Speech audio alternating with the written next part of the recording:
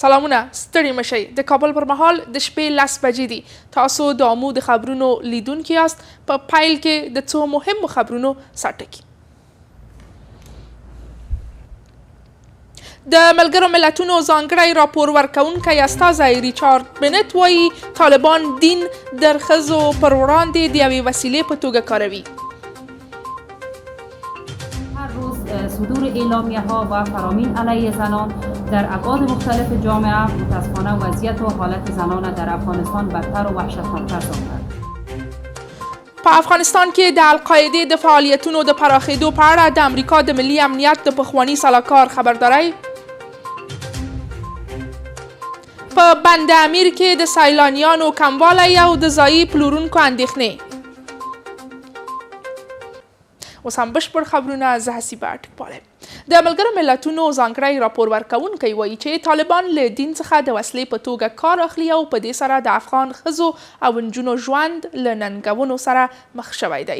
دغه راپور ورکوونکي په خپل وروستي راپور کې چې پکې د 50 ښځو په ګډون له 9 کسانو سره مرکې شوي راغلي چې اوس مهال د افغانستان پر پرتله د نړۍ هیڅ یو هیواد کې ښځې او نجونې دومره نه دي ځپل شوي. راپور کې همداراز د توپیر او محدودیت فضا، ویرونکی چاپیریال او د پراخو سرغړونو لپاره د حساب ورکونې نشتوالی هم مستند شوی.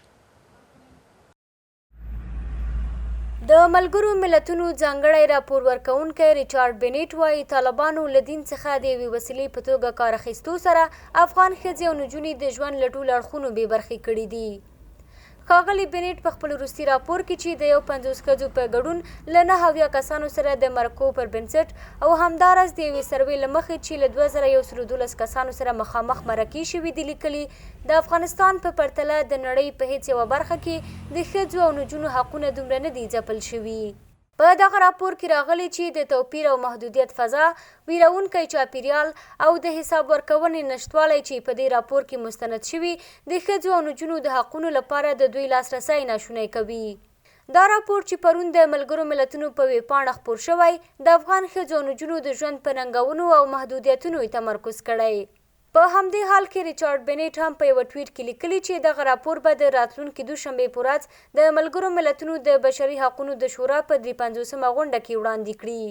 ما زنان افغانستان با آمدن طالبان در کنج خانه ها محصور و زندانی بوده و از اساسی ترین حقوق خود محروم می باشیم و نمی توانیم حتی آزادانه نفس بکشیم. په دغه راپور کې همدارنګه له نړیوالې ټولنې غوښتل شوي چې د افغانستان د روان وضعیت په تړاو هوډمن پاتې شي او د دغه هیواد د ښځو د ملاتړ او له بشري حقونو څخه د سرغړونکو د حساب اخیستنې لپاره کوټلي ګامونه پورته کړي. با تهدید نمودن، با سرکوب نمودن نمیتونن که صدای زنای مادر در افغانستان خاموش بسازه. زنان در بدترین و اسفناکترین وضعیت حقوق بشری به سر میبرند. هر روز صدور اعلامیه ها و فرامین علیه زنان در ابعاد مختلف جامعه متاسفانه وضعیت و حالت زنان در افغانستان بدتر و وحشتناکتر ساخته. دغه راپور د طالبانو پرلپسې فرمانونو چې پکې د ښځو د تګ راتګ ازادۍ حق، لباس، چلند، زده کړو، کار، روغتیایي خدمتونو، سفر او تفریح ته لاسرسی محدود شوی په افغانستان کې د ښځو پر وړاندې د سیستماتیک تبعیض د ښکاره بیلګو په توګه یاد کړي.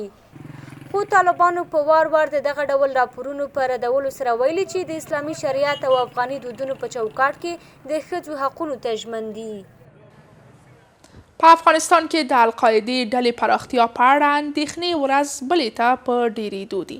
له هغې وروسته چې د القاعدې ډلې سره د طالبانو د اړیکو په تړاو د ملګرو ملتونو امنیت شورا راپور خپور کړ، یوه اونۍ وروسته د امریکا د ملي امنیت یوه پخواني سلاکار له امریکا غږ سره په خبرو کې ویلي چې القاعده په افغانستان کې د پراختیا په حال کې ده. ښاغلی بولټن په دې باور دی چې القاعده اوس د طالبانو یوه برخه ګرځېدلې او هڅه کوي چې له افغانستانه بهر له نړیوال تروریزم سره اړیکې جوړې کړي. باورونه دا دي چې د طالبانو او القاعدې اړیکې به افغانستان لا نور هم خراب لور ته بوزي. له القاعده شبکې سره د طالبانو د اړیکو په اړه د ملګرو ملتونو د امنیت شورا د راپور له خپرېدو یوه اونۍ وروسته د امریکا د ملي امنیت پخواني سلاکار له امریکا غږ سره په مرکه کې ټینګار وکړ چې القاعده په افغانستان دننه یو ځل بیا له نړیوال تروریزم سره د یو ځای کېدو په هڅه کې ده. ښاغلی بولټن په دې باور ده چې القاعده اوس د طالبانو یوه برخه ګرځېدلې او هڅه کوي چې له افغانستانه بهر له نړیوال تروریزم سره اړیکې جوړې کړي. د ملګرو ملتونو د امنیت شورا د راپور له خپرېدو وروسته امریکایي خپرونې لانګ وار جرنال هم په یوه راپور کې د طالبانو او القاعده شبکې ترمنځ د ژورو اړیکو په اړه لیکلي وو او له دې ډلې د حقاني او القاعده شبکې ترمنځ د ژورو اړیکو یادونه کړې ده. ذکر ضرور کیږي، نوم اخیستل کیږي. نو طالبان خدا نه مني چې خارجیان هلته شته چې هلته فعالیت کوي، لیکن زما نظر دا دی چې د طالبانو دغه موقف سره نړۍ هغه متفق نه ده. د ملګرو ملتونو د امنیت شورا د راپور له مخې د کاپیسا لپاره د طالبانو والي احسان الله بریال، د نورستان لپاره د طالبانو والي حافظ محمد آغا حکیم او د طالبانو د استخباراتو ادارې مرستیال تجمیر جاوید د القاعده شبکې هغه غړي دي چې له طالبانو سره کار کوي. د طالبانو او القاعده شبکې ترمنځ له اړیکو په داسې حال کې پرده پورته کیږي چې طالبان له نړیوالې ټولنې د خپل حکومت په رسمیت پیژندلو غوښتنه کوي. طالبان شبکه‌های بزرگ تروریستی منطقه‌ای را و جهانی را حمایت میکنند و قرار نیست که با چنین وضعیت جامعه جهانی وارد تعامل شبکه انتظار طالبان باشد. خو د طالبانو ویان د مو ټلویزیون ته په یوه پیغام کې له القاعده شبکې سره د اړیکو لرلو په تړاو ټول راپورونه ردوي او دا راپورونه د طالبانو پر ضد د تبلیغاتو یوه برخه ګڼي. په افغانستان د طالبانو له واکمنۍ نږدې 2 کاله تیریږي، خو په دې موده کې هیڅ هیواد دوی په رسمیت نه دی پیژندلي. له ټولو ترهګرو ډلو سره د طالبانو د اړیکو پرې کول، بشري حقونو په ځانګړې توګه د ښځو حقونو ته درناوی، ښځو ته د کار او زده کړو اجازه ورکول او همدارنګه د ټولګډونه حکومت جوړول د هغو غوښتنو برخه ده چې نړۍ له طالبانو سره د اړیکو ټینګولو لپاره د عملي کېدو تمه لري. روسیې خبرداری ورکړی چې داعش د بهرنیو په ملاتړ غواړي د افغانستان او سیمې هیوادونو امنیت او ثبات کمزوری کړي. د روسیې د بهرنیو چارو وزارت ویاندې ماریا زاخارووا د افغانستان امنیتي وضعیت کړکېچن بللی او ویلي دي چې داعش ډله له بهرنیو استخباراتي سازمانونو پیسې ترلاسه کوي او د دوی په جنګیالیو کې بهرني ترهګر هم شتون لري. د روسیې د بهرنیو چارو وزارت ویاندې د پنجشنبې په ورځ په یوه خبري کنفرانس کې ادعا وکړه چې د داعش خراسان څانګه د لویدیځ په ملاتړ هڅه کوي د افغانستان او سیمې هیوادونو امنیت او ثبات کمزوری کړي. هغه په دې باور ده چې د داعش جنګیالیو ترمنځ بهرني ترهګر هم شتون لري او د افغانستان د ګاونډیو هیوادونو امنیت ګواښي. دغه روسي چارواکي په افغانستان کې د بشري ناورین او اقتصادي ستونزې د واشنگټن او د هغه د متحدینو دوه مخی سیاست ښکاره پایله بولي او وایي مسکو به له افغانستان سره خپلو مرستو ته دوام ورکړي. یو شمېر پوځي کارپوهان بیا وایي چې داعش په افغانستان کې د هرې ورځې په تېرېدو سره پیاوړی کیږي. داعش در افغانستان فعال است و با گذشت هر روز تقویت می شود و قوی می شود. اما داعش یک تهدید است اولتر از همه برای مردم افغانستان و در صورتی که قوی شود، نیرومند شود و بعضی کشورهای همسایه از جمله کشورهای آسیای میانه میتونه یک تهدید بوده باشه. اما این که داعش حمایت خارجی داره یا نداره یک بحث بسیار پیچیده است. حضور داعشیان به طور شفاهی یا به ادعا کفایت نمیکنه، باید به جهالان به رویت اسناد قناعت داده شود و اینکه کشورهای دیگه مانند روسیه ادعای این هم بکنه که داعشیان در افغانستان حضور دارند.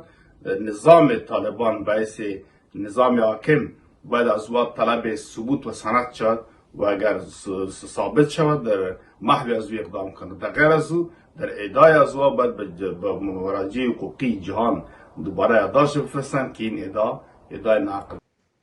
دا په داسې حال کې ده چې امریکا د بهرنیو چارو وزیر تېره اونۍ په افغانستان کې د داعش خراسان څانګې د ګواښ په اړه خبرداری ورکړ او ویلي و چې په افغانستان کې د داعش او القاعده پر ضد د اقدام اختیار د واشنگټن پر مخ خلاص دی. که څه هم طالبان په افغانستان کې د داعش د ځپلو خبره کوي، خو په تیرو 2 کلونو کې په افغانستان کې په پرله پسې ډول د داعش خراسان څانګې د وژونکو بریدونو شاهد وو. داعش ډلې په دې وروستیو کې په بدخشان ولایت کې د 2 لویو ځانمرګو بریدونو مسؤلیت په غاړه واخیست چې په ترڅ کې د طالبانو د مرستیال والي په ګډون د طالبانو څو لوړپوړي غړي ووژل شول او لسګونه نور ټپیان شول. رویټرز خبري اژانس راپور ورکړی چې د ملګرو ملتونو د ماشومانو وجهي صندوق د طالبانو له پوهنې وزارت سره طالبانو ته د خپلو تعلیمي پروګرامونو د احتمالي سپارلو په اړه د خبرو په حال کې ده. د یونیسف په وینا طالبانو نړیوالو مرستندویه مؤسسو ته اعلان کړی چې نور نشي کولای په تعلیمي پروژو کې برخه واخلي. څه موده وړاندې د طالبانو د پوهنې وزارت په قندهار، هلمند، فاریاب او سرپل ولایتونو کې د تعلیمي مؤسسو فعالیتونه ودرول، خو د یونیسف اداري فعالیتونه دوام درلود. رویټرز راپور ورکړی چې د ملګرو ملتونو ماشومانو وجوهي صندوق د طالبانو له پوهنې وزارت سره د خپلو تعلیمي پروګرامونو د احتمالي سپارلو په اړه د خبرو په حال کې دی. د یونیسف په وینا طالبانو نړیواله مرستندویه مؤسسو ته خبرداری ورکړی چې نور نشي کولی په تعلیمي پروژو کې برخه واخلي. څه موده وړاندې د طالبانو د پوهنې وزارت کندهار، هلمند، فاریاب او سرپل کې د تعلیمي مؤسسو فعالیتونه ودرول، خو د یونیسف اداري فعالیتونو دوام درلود. د ملګرو ملتونو د ماشومانو وجوهي صندوق مرستندویه مؤسسو پر فعالیتونو د بندیز په اړه د اندېښنې څرګندولو ترڅنګ ویلي دي چې د دغه بندیزونو له لګېدو سره به هم مهاله د 3000 نجونو په ګډون څه باندې 15000 ماشومان له زده کړو بې برخې شي. 600 روز از نرفتن ما به مکاتب میگذره. هنوز هم دروازه‌های مکتب برای ما باز نشده. نمیفهمیم مشکل کجاست. درس خواندن حق همه ماست. زن و مرد دو بال یک جامعه میباشن. از مسئولین امارت اسلامی میخوان که هر چی زودتر فکر به حال دختران بکنن و دروازه‌های مکتب‌ها را باز کنن. په دغه راپور کې همدارنګه راغلي دي چې د مرستندویه مؤسسو تعلیمي ټولګي چې 15000 زده کوونکو ته زده کړې ورکوي د طالبانو لخوا د منل شویو داخلي سازمانونو ته د فعالیتونو د سپارلو پر مهال به خپل فعالیتونو ته دوام ورکړي. می‌فهمید که جامعه نیاز داره به دکتران و انجینران و معلمان، هم از قشر آناس هم از قشر ذکور، و خدا کنه که به زودی این رویا نمانه به ذهن ما و به واقعیت بپیونده. و خواسته ما از حکومت هم همینه که به زودی این روند در اثر بگیرن و ما بتونیم دوباره درس بخونیم و تحصیل کنیم. یونیسف د 15 افغان غیر دولتي مؤسسو او 12 نړیوالو سازمانونو په همکارۍ د افغانستان په لرې پرتو او بېوزله سیمو کې د ټولنې پر بنسټ د زده کړې پروګرام له لارې 21000 ټولګي تمویلوي. تقریبا 2 سال میشه که مکاتب بسته شده و دختران بالاتر از صنف 6 به مکتب رفته نمیتونن و این خانه نشینی باعث شده که همگی ما وضعیت روحی و روانی خیلی بدی سفری کنیم و حتی دوستا صنفی هم دارم که افسردگی شدید گرفتن. د مرستندویه مؤسسو د سیمهییزو ټولګیو پر فعالیتونو بندیزونه په داسې مهال لګول شوي چې د 2021 کال په اګست میاشت کې واک ته د طالبانو له راتګ وروسته دوی له شپږم ټولګي څخه پورته نجونې زده کوونکي ښوونځیو ته له تلو منع کړي دي او 633 ورځې کېږي چې نجونې درسي ټولګیو ته نشي حاضرېدلی. طالب چارواکو څو ځلې د نجونو د ښوونځیو د پرانیستو ژمنې کړي، خو تر اوسه یې په دې اړه کوم اقدام نه دی کړی. د افغانستان بامیان ولایت چې د سیاحت او نندارې ښکلي ځایونه لري د سیلانیانو پام یې خپل کړی دی. په دغه ولایت کې بیا د امیر بند هغه دی چې په خپلې ښکلا سره یې نړیوال شهرت خپل کړی دی. د عامو خبریال په خپل راپور کې د نور حسن په نوم له یو کس سره خبرې کړي چې د امیر بند په خوا کې د کابل په نوم رستورانت جوړ کړی دی. وایي تر پخوا یې رستورانت ته د سیلانیانو ورتګ کم شوی دی. په ګډه یې ګورو. د بامیانو ولایت سیاحتي ځایونو د ولایت ته ځانګړی ځای ورکړی او له دې جملې څخه بند امیر چې د افغانستان لومړنی ملي پارک هم بلل کېږي نړیوال شهرت لري. د بند امیر ترڅنګ د کابل رستورانت ته راغلي وو. 10 کاله کېږي چې نور حسن د بند امیر په دغه رستورانت کې د کورنیو بهرنیو سیلانیانو په کوربهتوب بوخت دی. د هغه رستورانت دی چې د افغانستان د محلي خوړو بوی ترې راځي او بېلابېل خواړه پکې تیاریږي. نور حسن وایي چې په تیرو 2 کلونو کې رستورانت ته کم سیلانیان راځي او اوس له دې لارې کمې پیسې ګټي. براژیم خطانات شروع نشده و دوران جمهوریت خوب بود. غذاها قابلی جور میکنیم، کباب برک، گوسفند، چوپان، کرایی شینوایی، کرایی ساده، قابلی، تخم مرغ، این چیزا بود. هغه وایي د اختر په ورځو او په ځانګړي ډول د لوی اختر په ورځو کې زیات سیلانیان بند امیر ته راځي او بیا د نور حسن رستورانت ته هم د خوراک لپاره ورځي. دلته داسې سیلانیان هم شته چې ډیر ځله بند امیر ته راغلي او هم مهاله د نور حسن رستورانت ته هم ورغلي دي. من این بار سوم است که در این رستورانت میام. غذاهاش بسیار خوشمزه است. پلاوش خیلی مزه داره است. دیگه کبابش خیلی از کباب دیگه جوری که خیلی مزه داره است. خو سیلانیان وایي په بامیانو کې د طالبانو چارواکي باید بند امیر ته غځېدلې لار پخه کړي څو سیلانیان په اسانۍ سره دغه بند ته د تګ راتګ وکړي. فقط یگانه مشکل است همین گرد و خاک است که اگر این سرک پخته شود به خاطر رفت آمد مردم بسیار خوب است، دیگه کاملا خوب است. په بند امیر کې مسئولین وایي چې د دغه بند پارک په شاوخوا کې 50 رستورانټونه او هوټلونه فعالیت کوي. د تیر حکومت شمیرې ښودله چې په تیر یوه کال کې څه باندې 350,000 کورنیو سیلانیانو او تر 600 زیات بهرنیو سیلانیانو د بند امیر او دغه ولایت له زړه راښکونکو منظرو څخه لیدنه کړې، خو طالبانو تر اوسه په دې اړه کومه مشخصه شمیره نه ده خپره کړې. لنډه دمه او بیا پاتې خبرونه. اوس هم په ګډه هغه راپور ګورو چې زموږ همکارانو درته برابر کړی او په شمالي ولایتونو کې د مراکشي ملخانو د برید په اړه دی.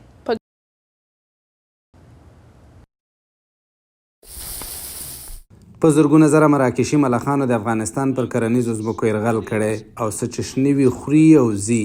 له بدخشان، بادغیس، بغلان، بلخ، کندوز، سمنګان، سرپل او تخار ولایتونو وروسته ملخانو هرات او غور ولایتونو ته هجوم وړی. د افغانستان د کرنې او مالدارۍ خونې خبرداری ورکړی چې د دې مسلې ته نه پاملرنه به د افغانستان کرنیز محصولات له منځه یوسي او په روان کال کې به د غنمو او وریجو په حاصلاتو کې د پام وړ کموالی راشي. هجوم ملخ‌ها یک آفت طبیعی است. چندین ولایت ما را در زون شمال زیر تاثیر خود گرفته. بزرگترین صدمه را دیاقین کشور ما می‌بینه.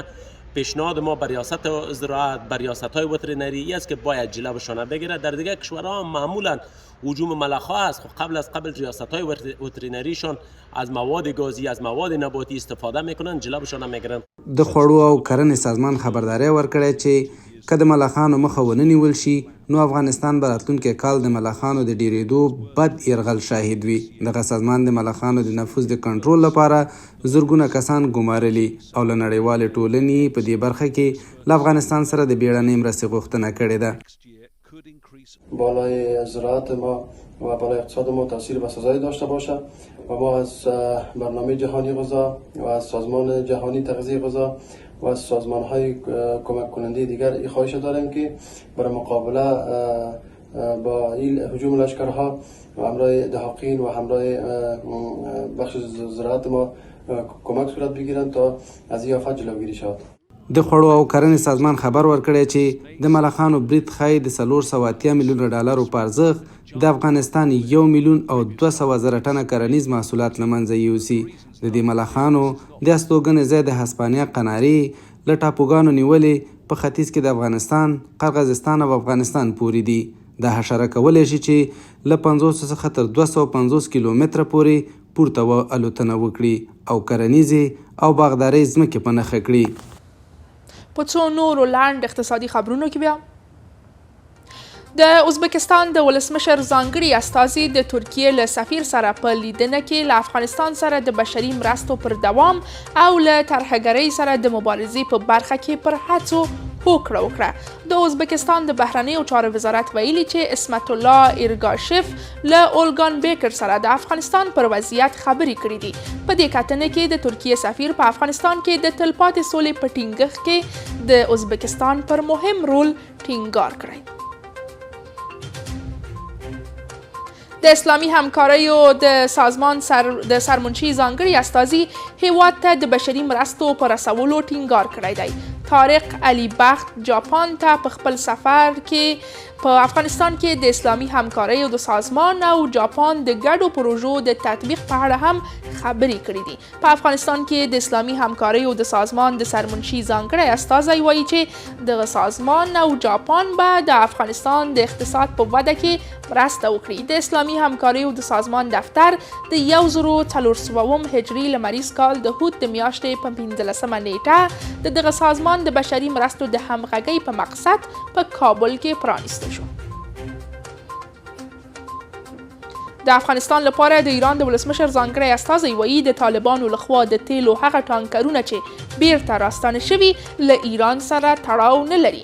ایرانی رسنیو د حسن کاظمي قومي له خولې لیکلي چې ایران افغانستان ته د ایرانی تیلو د صادراتو او لیږد لپاره هیڅ جواز نه دی ورکړی. د طالبانو د نورم او سټنډارډ ادارې په وار وار ادعا کړې چې د اسلام قلعه له پولو څخه یې د ایران د تیلو ټانکرونه نیولي او په وروستي پیښه کې دغه هیواد ته د تیلو 7 ټانکرونه بیرته استول شوي دي. دا د دې مهال خبرونه له ملتیا مو مننه له تاسو غوښتنه کوم چې د ایام خپرونې لیدونکي اوسئ. ښه شپه.